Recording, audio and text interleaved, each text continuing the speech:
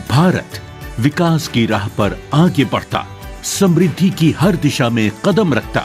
इसकी असली ताकत है हमारे अन्नदाता। हर खेत से करते हैं आत्मनिर्भर भारत की पहचान। आज हमारे माननीय प्रधानमंत्री श्री नरेंद्र मोदी जी का विजन है किसान को सिर्फ अन्नदाता नहीं बल्कि राष्ट्र निर्माण में भागीदार बनाना।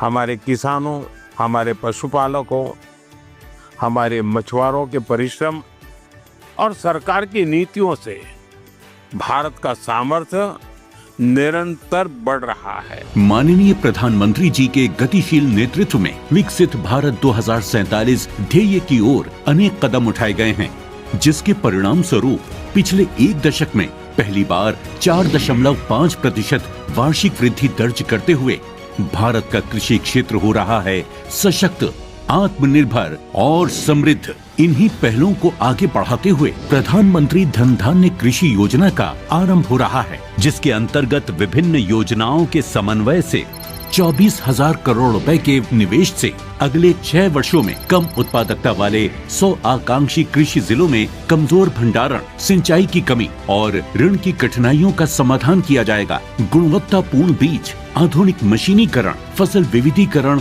और जल दक्षता व सिंचाई से फसलें होंगी सुरक्षित। कृषि के इस सशक्तिकरण और विकसित भारत का आधार केवल आर्थिक नहीं बल्कि पोषण सुरक्षित भारत भी है। इसी उद्देश्य से शुरू हो रहा है दलहन आत्मनिर्भरता मिशन। दाल उत्पादन में आत्मनिर्भरता प्राप्त करने पर केंद्रित इस योजना के तहत 6 वर्षों में लगभग 11,500 करोड़ का निवेश किया जाएगा, जिसके अंतर्गत देश भर में दालों की फसलों का क्षेत्रफल बढ़ाया जाएगा। सरकार अरहर, उड़द और मसूर के फसलों की 100% उपज पंजीकृत किसानों से MSP पर खरीद सुनिश्चित करेगी।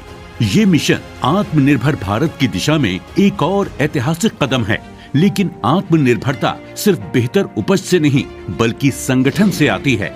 इसी सोच के साथ सरकार ने मजबूत किया है किसान उत्पादक संगठनों का ढांचा यानी FPOs। आज देश भर में केंद्रीय योजनाओं के तहत 10,000 किसान उत्पादक संगठन सक्रिय हैं, जिनसे 50 लाख से अधिक किसान जुड़े हैं। इनमें से 1,100 FPOs ऐसे हैं जिन्होंने वार्षिक 1 करोड़ रुपए से अधिक का कारोबार कर करोड़पति FPO का दर्जा प्राप्त किया है। लेकिन कृषि में प्रगति का अर्थ केवल उत्पादन बढ़ाना नहीं बल्कि धरती और प्रकृति का संरक्षण भी है। इसी दृष्टिकोण को आगे बढ़ा रहा है राष्ट्रीय प्राकृतिक खेती मिशन। ये मिशन ऐसी खेती को बढ़ावा देता है जो धरती को बचाए, पानी को संजोए और अन्न को शुद्ध बनाए। आज देश भर में 1 लाख से अधिक किसान इस मिशन के तहत प्रमाणित हो चुके हैं। इन सभी प्रयासों को स्थायी बनाने के लिए आवश्यक है मजबूत कृषि अवसंरचना, और यही सुनिश्चित कर रहा है कृषि अवसंरचना कोष। इस कोष ने किसानों को एक नई सुरक्षा दी है। सिर्फ पिछले 1 वर्ष में 42,000 परियोजनाएं पूरी हुई हैं, जिन पर 10,000 करोड़ का निवेश हुआ है। अब तक कुल 1 लाख करोड़ की परियोजनाओं को स्वीकृति दी जा चुकी है। बीज से बाजार तक की यात्रा को नई दिशा देते हुए आधुनिक गोदाम, कोल्ड स्टोरेज और प्रोसेसिंग यूनिट्स आज कृषि को अधिक संगठित और मजबूत बना रहे हैं। कृषि क्षेत्र के साथ पशुपालन, डेयरी और मत्स्य पालन के क्षेत्र में भी तेजी से प्रगति हो रही है।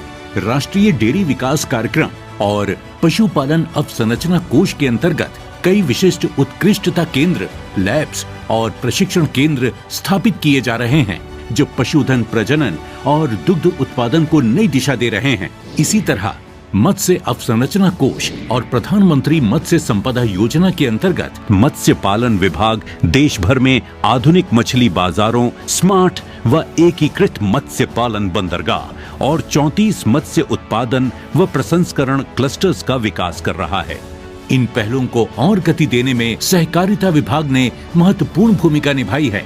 सहकार से समृद्धि विजन के अंतर्गत सहकारिता मंत्रालय तथा राज्यों और केंद्र शासित प्रदेशों द्वारा 10,000 प्राथमिक कृषि साख समितियों को जन सेवा केंद्र और PM किसान समृद्धि केंद्र में विकसित किया गया है, जिससे किसानों को सभी आवश्यक सेवाएं एक ही स्थान पर मिल रही हैं।